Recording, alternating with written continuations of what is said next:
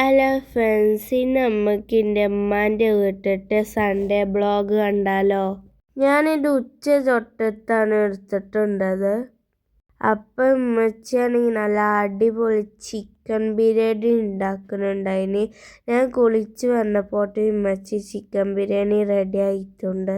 അപ്പം ഞാനൊരു പ്ലേറ്റ് ഇട്ട് അതിലേക്ക് നല്ല ചിക്കൻ ബിരിയാണിയും ചിക്കനും തൈരും അച്ചാറും കൂട്ടി ചോറ് നിന്ന് ഞങ്ങൾ വീട്ടിലേക്ക് പോവുകയാണ്. അപ്പം ഞങ്ങൾ നൈറ്റിക്കുണ്ട് ഫുഡും കൊണ്ട് പോവുകയാണ്.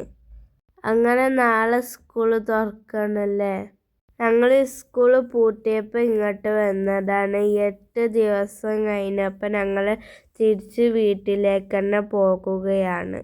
എല്ലാവരും ഈ വീഡിയോ കഴിഞ്ഞ് പോകുന്നതിൻ്റെ മുമ്പ് ലൈക്ക് പിന്നെ സബ്സ്ക്രൈബ് ചെയ്യാത്തവരുണ്ടെങ്കിൽ സബ്സ്ക്രൈബും ചെയ്യണേ.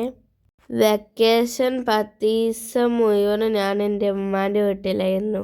പിന്നെ വീട്ടിലേക്ക് എത്തിയപ്പോൾ ഞാൻ ബനാന ജ്യൂസ് അടിച്ചിരുന്നു. പിന്നെ ഞാൻ ഈ പായസം കഴിച്ചു. പിന്നെ നൈറ്റായപ്പോൾ ഈ ചിക്കൻ ബിരിയാണിയും തിന്നു. അപ്പം ശരി, ടാറ്റാ.